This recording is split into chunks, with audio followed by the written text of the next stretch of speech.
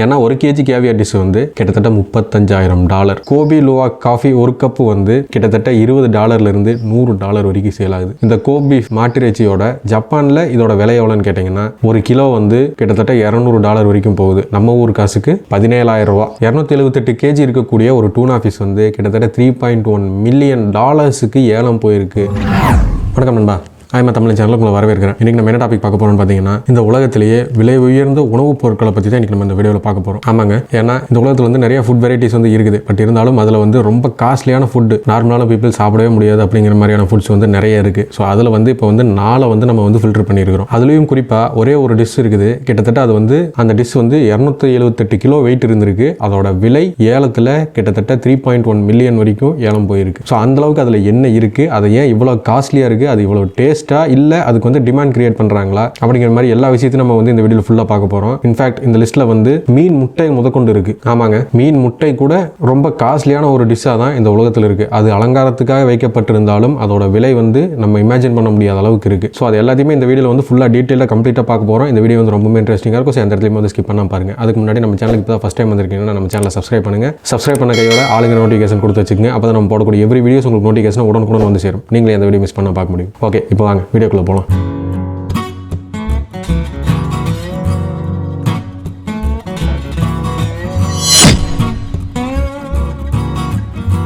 நம்ம லிஸ்ட்ல 4th பிளேஸ்ல பார்க்க போற டிஷ் எதுன்னா கோப் பீஃப், அதாவது ஜப்பான்ல இருக்கக்கூடிய ஒரு வகை மாட்டிறைச்சி. என்னப்பா மாட்டிறைச்சிக்கு இவ்வளவு டிமாண்ட் அப்படின்னு கேட்டீங்கன்னா, எஸ், ஜப்பான்ல இருக்கக்கூடிய இந்த மாட்டுக்கு டிமாண்ட் வந்து ரொம்பவுமே உலக அளவில் அதிகமாக இருக்குது. இந்த டிஷ் வந்து ஜப்பானில் ரொம்பவுமே ஃபேமஸான ஒரு டிஷ். அதோட இது வந்து அமெரிக்காவுக்கு தான் அதிக அளவில் எக்ஸ்போர்ட்டும் பண்ணுறாங்க. அந்த அளவுக்கு இது வந்து ஒரு காஸ்ட்லியான டிஷ்ஷாக தான் எல்லாருனாலையும் பார்க்கப்படுது. ஆக்சுவலி இந்த கோப் பீஃப் வந்து ஒரு கிராஸ் பிரீடான ஒரு மாட்டு வகையை சேர்ந்தது. இது வந்து 1990களில் தான் இவங்க வந்து எக்ஸ்போர்ட் பண்ணுற அளவுக்கு இந்த டிஷ் வந்து ரொம்பவே ஃபேமஸ் ஆகுது. ஸோ அது என்ன காரணம்னா, இந்த டிஷ் வந்து ரொம்ப ரேரான டிஷ். அதே மாதிரி இந்த வகை மாடுகள் வந்து ஜப்பானில் மட்டும்தான் இருக்குது. உலகத்தில் வேற எந்த நாட்டிலையுமே எந்த ஊர்லையுமே கிடையாது. அதே மாதிரி இவங்க வந்து எக்ஸ்போர்ட் பண்றதும் வந்து மாட்டு இறைச்சி மட்டும்தான். மாடுகளே இவங்க எக்ஸ்போர்ட் பண்றது கிடையாது. இன்ஃபேக்ட் இவங்க வந்து மாடுகள் எக்ஸ்போர்ட் பண்ணாங்கன்னா இவங்க கிட்ட இருந்து வாங்கக்கூடிய டிமாண்ட் வந்து கம்மியாக அப்படிங்கிறதுனால மாடை வந்து இவங்க எக்ஸ்போர்ட் பண்றதே கிடையாது. இந்த கோப் பீஃபை வந்து ஹேண்டில் பண்றதுக்காகவே ஒரு ஆர்கனைசேஷனே வந்து ஜப்பான்ல இருக்கு அப்படின்னு சொன்னா உங்களால நம்ப முடியுமா? ஒரு ஆர்கனைசேஷனை இதுக்காகவே டெவலப் பண்ணி எந்தெந்த நாட்டுக்கு அனுப்பணும், எவ்வளவு ரேட் ஃபிக்ஸ் பண்ணணும், ஒரு நாளைக்கு எவ்வளவு குவான்டிட்டி வந்து இது சேல் பண்ணணும், எவ்வளவு ப்ரொடக்ஷன் பண்ணணும் அப்படிங்கிற எல்லா டீடைல்ஸுமே வந்து இந்த ஆர்கனைசேஷன் தான் வந்து ஃபைனல் பண்றாங்க. ஸோ அந்த அளவுக்கு இது வந்து ரொம்ப ஃபேமஸான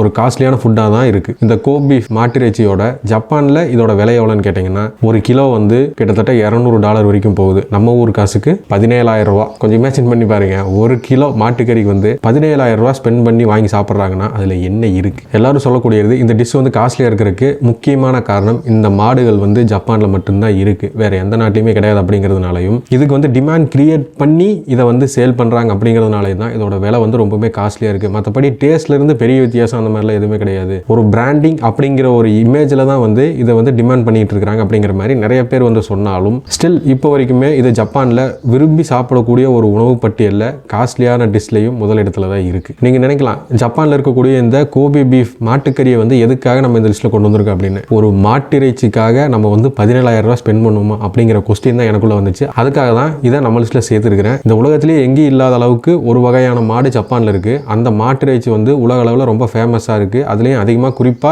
எக்ஸ்போர்ட் பண்ணக்கூடியது வந்து அமெரிக்காவுக்கு மட்டும்தான். ஸோ அப்படி இருக்கிறப்ப இதோட விலையும் அதிகம், இதோட டிமாண்டும் அதிகம். இதை வந்து மற்ற எந்த நாட்டிலையுமே அவ்வளோ சீக்கிரமாக சாப்பிட முடியாது அப்படின்னு சொல்றாங்க. ஸோ இந்த காரணத்தினால இதை வந்து நம்ம லிஸ்ட்ல சேர்த்தி இருக்கிறோம். ஸோ இப்போ நம்ம லிஸ்ட்ல வந்து 3rd பிளேஸ்ல பார்க்கக்கூடிய டிஷ் எதுனா, ஆக்சுவலி அது வந்து டிஷ்னு சொல்ல முடியாது, கோபி லுவாக் அப்படிங்கிற ஒரு வகையான காஃபி தான் இது. என்னப்பா காஃபி எல்லாமே ஒரு லிஸ்ட்ல கொண்டு வருவீங்க அப்படின்னு கேட்டீங்கன்னா, இதோட விலை நம்ம எதிர்பார்க்க முடியாத, நம்ம எக்ஸ்பெக்ட் பண்ணாத அளவுக்கு இருக்கும். ஒரு cup of kopi luwak coffee வந்து எவ்வளோ இருக்குன்னு நினைக்கிறீங்க? சாதாரணமாக நம்ம ஊர்லாம் வந்து ஒரு காஃபின்னு போய் கேட்டோம்னா $20 இருக்கும். அதே ஒரு கஃபேக்கு போனோம்னா ஒரு 50 to 100 அந்த ரேஞ்சில் இருக்கும். மேக்ஸிமம் ஒரு $200 இருக்குன்னு வச்சுக்கோங்களேன். பட் இந்த கோபி லுவாக் காஃபி ஒரு கப்பு வந்து கிட்டத்தட்ட $20 $100 வரைக்கும் சேல் ஆகுது. அதாவது நம்ம ஊர் கரன்சிக்கு $1,500 $8,000 வரைக்குமே ஒரு cup coffee, kopi luwak coffee வந்து ஒரு கப்பு இவ்வளவுக்கு சேல் ஆகுது அப்படின்னா இது வந்து ஆச்சரியப்படுற விஷயம் தானே. ஸோ இதுல என்ன இருக்கு, இது ஏன் இவ்வளவு ஸ்பெஷல் அப்படிங்கிறது இப்போ நம்ம பார்ப்போம். இந்த கோபி லுவாக்கோட காஃபி கொட்டைகள் வந்து பொதுவாக இந்தோனேஷியாவில் இருக்கக்கூடிய தீவுகளில் மட்டுமே உற்பத்தி செய்யக்கூடிய ஒரு வகையான காஃபி கொட்டைகள்.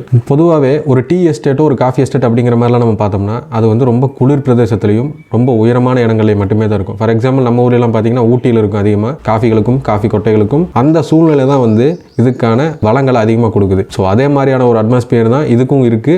பட் கொஞ்சம் ஒரு சின்ன சேஞ்ச் என்னன்னு கேட்டீங்கன்னா, இது வந்து தனித்துவமா இந்தோனேசியாவில் இருக்கக்கூடிய அந்த தீவுகளில் மட்டும்தான் அதிக அளவில் உற்பத்தி செய்யப்படுது. ஏன் இந்தோனேசியா மட்டும்தான் மற்ற எந்த நாட்டிலுமே இல்லை அப்படின்னு கேட்டீங்கன்னா, அதுக்கான விளக்கங்கள் அவங்க சைட்லேருந்து எதுவுமே கொடுக்க கிடையாது. ஏன்னா இதுவும் ஒரு வகையான மார்க்கெட்டிங் தான். வேற எந்த இடத்துலையும் வேற எந்த நிலத்திலையும் இது வளராது அப்படின்னா இதுக்கான டிமாண்ட் கொஞ்சம் இன்க்ரீஸ் பண்ணலாம். உங்களுக்கு இன்னும் தெளிவாக சொல்லணும்னா, ஒரு பொருளுக்கான டிமாண்ட் அதிகமாக இருக்கும்போது அந்த பொருளை வந்து அதிகமாக சேமிச்சு வச்சிருக்கக்கூடியவங்களுக்கு சேல் அதிகமாக இருக்கும். இப்போ ரீசெண்டாக கூட இந்த வெங்காய வியாபாரி ஒருத்தர் வந்து வெங்காய விலை அதிகமாக இருக்கும்போது ஒரு 2 ஏக்கர்ல வெங்காயம் வளர்த்து அதில் வந்து கோடீஸ்வரர் ஆனார்னு கூட நம்ம நிறைய பேர் கேள்விப்பட்டிருப்போம். ஸோ அந்த மாதிரி தான் ஒரு டிமாண்ட் இருக்கும்போது அவங்க அதை வந்து சேல் பண்ணால் அது வந்து அதிக லாபத்துக்கு போகும். ஸோ அதே கான்செப்ட் தான் இங்கேயும் வந்து ஃபாலோ பண்ணுறாங்கன்னு நினைக்கிறேன். பட் இருந்தாலும் வந்து இந்த கோபி லுவாக் உற்பத்தி செஞ்சதுக்கு அப்புறமா இதை காஃபி கொட்டையாக மாற்றுறதுக்கான ப்ராசஸ் வந்து கொஞ்சம் அதிகமாகவே இருக்குது. சாதாரண காஃபி கொட்டையை விட இது கொஞ்சம் அதிகமான ப்ராசஸ் எடுத்துக்குது அப்படிங்கிற மாதிரி வந்து அவங்க சொல்கிறாங்க. அதோட இந்த காஃபி குடிக்கிறவங்க வந்து என்ன சொல்கிறாங்கன்னா, எவ்வளோதான் ஸ்ட்ரெஸ் இருந்தாலும் இந்த காஃபி ஒரு கப்பு குடிச்சோம்னா நம்மளோட ஸ்ட்ரெஸ் எல்லாமே வந்து காணாமல் போயிடும் அப்படிங்கிற மாதிரி வந்து சொல்கிறாங்க. பட் அது உண்மையாக பொய்யான்னு தெரியல. அவங்க சைடில் சொன்ன ஃபீட்பேக்கை நான் உங்ககிட்ட சொல்கிறேன். ஏன்னா அதை நம்ம எப்படியுமே ட்ரை பண்ண போகிறது கிடையாதுன்னு சொல்ல முடியாது. ட்ரை பண்ணுறதுக்கு வாய்ப்புகள் ரொம்பவுமே கம்மி. ஏன்னா ஒரு காஃபிக்கு 8000 ரூபா அப்படிங்கிறது ரொம்பவுமே ஜாஸ்தி. பட் இதில் வந்து ஒரு சின்ன திருத்தம் என்னன்னா,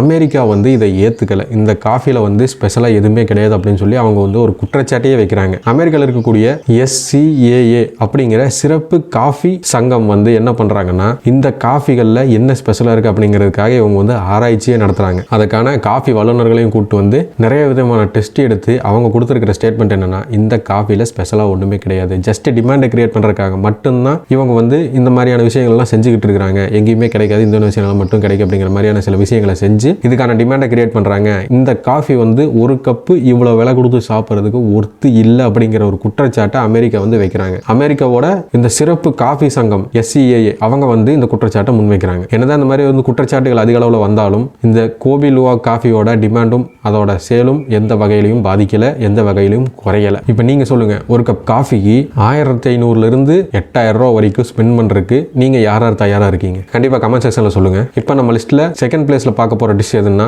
ப்ளூ டூனா ஃபிஷ். ஆமாங்க, இந்த ஃபிஷ் வந்து நீங்க நிறைய பேர் வந்து கேள்விப்பட்டிருப்பீங்க. இது சம்பந்தமான நிறைய வீடியோஸ் வந்து யூடியூப்லயே இருக்கு அவைலபிளா. பட் இதை வந்து நான் ஏன் நம்ம லிஸ்ட்ல கொண்டு வந்திருக்கேன் அப்படின்னு கேட்டீங்கன்னா, நான் ஃபர்ஸ்ட் சொன்னதுதான், ஒரு டூனா ஃபிஷ் வந்து கிட்டத்தட்ட $3.1 மில்லியன் ஏலம் போயிருக்குன்னா அதுல என்ன இருக்கு அதை நம்மளும் தெரிஞ்சுக்கணும் அப்படிங்கிறதுக்காக அதை நம்ம லிஸ்ட்ல வந்து செகண்ட் பிளேஸ்ல இருக்கு. ஏன்னா ரொம்ப காஸ்ட்லியான ஒரு சேல் இதுக்கு நடந்திருக்கு. பொதுவாக வந்து இந்த டூனா ஃபிஷ் வந்து நம்ம நாட்டிலாம் பார்த்தீங்கன்னா ஒரு 750 இருந்து 1000 ரூபா அந்த ரேஞ்சுக்குள்ள ஒரு கேஜி டூனா ஃபிஷ் வந்து நம்மளால வாங்க முடியும். பட் ஆனால் டோக்கியோவில் இருக்கக்கூடிய டொயோசோ ஃபிஷ் மார்க்கெட்ல 278 கேஜி இருக்கக்கூடிய ஒரு டூனா ஃபிஷ் வந்து கிட்டத்தட்ட $3.1 மில்லியன் ஏலம் போயிருக்கு. இது வந்து இந்த உலகத்திலேயே எந்த ஒரு டிஷ்ஷும் போகாத விலை அப்படின்னே வந்து ஒரு ரெக்கார்ட் படைச்சிருக்குன்னே சொல்லலாம். ஸோ அந்த அளவுக்கு இதுல என்னென்ன இருக்கு, இது நம்ம ஊர்லேயே கிடைச்சதுன்னு வச்சுக்கோங்களேன். நம்ம ஊர் கடல்ல நம்ம மீனவர்கள் பிடிச்சாலுமே இது வந்து மேக்ஸிமம் எக்ஸ்போர்ட் தான் பண்றாங்க. ஏன்னா எக்ஸ்போர்ட் பண்ணா அதுக்கான வேல்யூ ரொம்ப ஜாஸ்தி. இந்த ப்ளூ ஃபின் டூனா ஃபிஷ் வந்து எதுக்காக இவ்வளவு காஸ்ட்லியா இருக்கு அப்படின்னா, இதோட சுவை வந்து வேற எந்த மீனுமே வந்து கொடுக்காது அப்படின்னு சொல்றாங்க. அதோட இந்த வகையான மீன்கள் டூனா ஃபிஷ் இதுல வந்து நிறைய வகைகள் இருக்கு. பட் இருந்தாலும் இதுல வந்து இந்த ப்ளூ டூனா ஃபிஷ் தான் வந்து ரொம்பவே காஸ்ட்லி. அதோட இந்த மீன் வகைகள் வந்து அதிக அளவுல வலைகள்ல சிக்கிறது கிடையாது. மேக்சிமம் இது வந்து பிடிக்கிறதே வந்து ஒரு ரேரான விஷயம். ஏன்னா கடல் பகுதிகளில் இது ரொம்ப அதிகமான வேகத்தில் நீந்தக்கூடிய ஒரு மீன் அப்படிங்கிறதுனாலையும் வலைகளில் இது அதிகமாக சிக்காத காரணத்தினாலையும் இதுக்கு வந்து டிமாண்ட் அப்படிங்கிறது கொஞ்சம் எச்சாவே இருக்கு. இந்த ப்ளூ டூனா ஃபிஷோட அதிகபட்சமான எடை எவ்வளோன்னா 650 கேஜி. 650 கேஜியில் ஒரு டூனா ஃபிஷ்ஷை வந்து கேட்ச் பண்ணியிருக்கிறாங்க. அதுதான் இந்த உலகத்திலேயே அதிகபட்ச எடை கொண்ட டூனா ஃபிஷ்ஷை மனிதர்கள் பிடிச்சது. அதோட இது வந்து அதிக அளவில் இந்த உலகம் முழுக்க நிறைய இடங்கள்ல இருந்தாலும் அட்லாண்டிக் பெருங்கடல் தான் வந்து இது எண்ணிக்கையில் அதிகமாக இருக்கு அப்படிங்கிற ஒரு கூற்றம் இருக்கு. ஸோ அந்த மீனை பற்றி நீங்க என்ன நினைக்கிறீங்க அப்படிங்கிறத கமெண்ட் செக்ஷன்ல சொல்லுங்க. இப்போ நம்ம லிஸ்ட்லயே வந்து ஃபர்ஸ்ட்ல இருக்கக்கூடிய அந்த வேர்ல்ட்ஸ் காஸ்ட்லியஸ்ட் டிஷ் அப்படிங்கிறது என்ன அப்படிங்கிறத இப்போ நம்ம பார்ப்போம். இப்போ நம்ம லிஸ்ட்ல ஃபர்ஸ்ட் பிளேஸ்ல இருக்கிற டிஷ் எதுன்னா கேவியர் அப்படிங்கிற மீன் முட்டைகள். இதுதான் வந்து இருக்கிறதுல ரொம்பவுமே காஸ்ட்லியான டிஷ். என்னப்பா சொல்ற, ஒரு மீன் முட்டை வந்து லிஸ்ட்ல ஃபர்ஸ்ட்ல இருக்குன்னு சொல்ற, அது வந்து ரொம்ப காஸ்ட்லியான டிஷ்னு சொல்ற, அப்படி அதுல என்ன இருக்கு அப்படின்னு கேட்டீங்கன்னா ஒண்ணுமே கிடையாது. வெறும் மீன் முட்டைகளை வந்து உப்புல ஊற வச்சு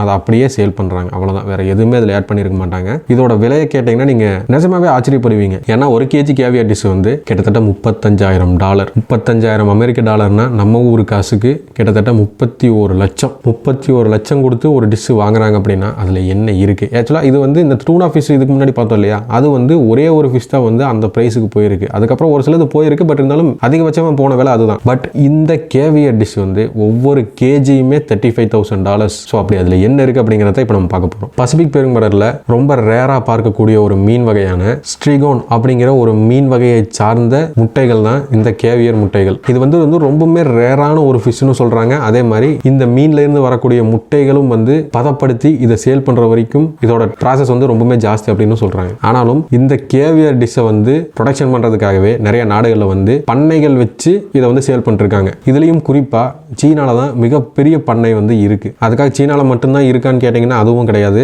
ரஷ்யா, இத்தாலி, பிரான்ஸ்னு இந்த உலகத்தில் மொத்தமாக 16 கேவியர் மீன் பண்ணைகள் இருக்குது. அதில் இருந்து தான் இந்த கேவியர் முட்டைகளை வந்து ப்ரொடக்ஷன் பண்ணுறாங்க. அதோட இது வந்து உலகம் முழுக்க இருக்கக்கூடிய நிறைய இடங்களுக்கு வந்து பரவலாக சேல் பண்ணப்படுது, எக்ஸ்போர்ட் பண்ணப்படுது. இருந்தாலும் இந்த கேவியர் டிஷ் வந்து ஒரு டிஷ் அதை வந்து அலங்காரப்படுத்துறதுக்காக தான் அதிகமாக இதை வந்து பயன்படுத்துகிறாங்க. எக்ஸாம்பிளுக்கு சொல்லணும்னா டூனா ஃபிஷ்ஷே எடுத்துக்கலாம். டூனா ஃபிஷ்ஷே வந்து ஒரு 5 ஸ்டார் ஹோட்டலுக்குள்ளே போனீங்கன்னா ஒரு பிளேட்டில் வச்சு சர்வ் பண்ணுவாங்க இல்லையா? அப்படி சர்வ் பண்ணும்போது ஒரு ஸ்பூன் அளவுக்கு கேவியர் டிஷ்ஷை வந்து எடுத்து அது மேலே லைட்டாக டிப் பண்ணி தான் கொடுப்பாங்க. ஸோ இது வந்து ஒரு சைடிஷான ஒரு டிஷ் தான். பட் இருந்தாலும் இதோட காஸ்ட் வந்து ரொம்பவுமே ஹையாக இருக்குது. அதோட இது இவ்வளோ காஸ்ட்லியாக இருக்கிறதுக்கு என்ன காரணம்னா இதோட ப்ரொடக்ஷன் வந்து ஒரு லிமிட்டடாக வச்சிருக்காங்க. அந்த லிமிட்டை தாண்டி இது வந்து எப்பவுமே எக்ஸ்போர்ட்டும் ஆகாது, சேலும் ஆகாது, அதே மாதிரி ப்ரொடக்ஷனும் ஆகாது. ஸோ இந்த கேவியர் டிஷ்ஷை பற்றி நீங்கள் நினைக்கிறீங்க? ஏன்னா இது வந்து ஒரு டிஷ்ஷுக்கு சைடிஷாக தான் இருக்குது. பட் இருந்தாலும் இதோட காஸ்ட் வந்து ரொம்பவே அதிகமாக இருக்கிற காரணத்தினால இது வந்து உலக அளவில் அதிகமாக பிரபலமாக இருக்குது. அதோட இது டேஸ்ட்டும் வந்து கொஞ்சம் வித்தியாசமாக இருக்குன்னு சொல்கிறாங்க. இதை கண்டுபிடிச்சவங்க வந்து கடல் மாலுமிகள் தான். அவங்க தான் வந்து உணவு இல்லாத நேரத்தில் இதை பதப்படுத்தி வச்சு பயன்படுத்தி இருக்கிறாங்க. ஸோ அது மூலமாக அது வழியாக வந்தது தான் இந்த டிஷ். ஸோ இந்த டிஷ்ஷை பற்றி நீங்கள் என்ன நினைக்கிறீங்க அப்படிங்கிறத கமெண்ட் செக்ஷனில் சொல்லுங்கள். ஸோ நம்ம இப்போ இந்த லிஸ்ட்டில் பார்த்துருக்கக்கூடிய 4 டிஷ்ஷில் எந்த டிஷ் நீங்கள் ட்ரை பண்ணுவீங்க? உங்களோட கருத்துக்களை கமெண்ட் செக்ஷனில் சொல்லுங்கள். ஸோ இதே மாதிரி இன்ட்ரெஸ்டிங்கான டாப்பிக்கை ரெகுலராக வாட்ச் பண்ண நினைச்சீங்கன்னா நம்ம சேனலை சப்ஸ்கிரைப் பண்ணுங்கள். சப்ஸ்கிரைப் பண்ண கையோட ஆளுங்க நோட்டிஃபிகேஷன் கொடுத்து வச்சுங்க. அப்போ தான் நம்ம போடக்கூடிய எவ்ரி வீடியோஸ் உங்களுக்கு நோட்டிஃபிகேஷன் உடனுக்குடன் வந்து சேரும். நீங்களே அந்த வீடியோ மிஸ் பண்ணால் பார்க்க முடியும். ஸோ இதே மாதிரி இன்ட்ரெஸ்டிங்கான மிஸ்டீரியஸான டாப்பிக்கோட நெக்ஸ்ட் வீடியோவில் உங்களை சந்திக்கிறேன்.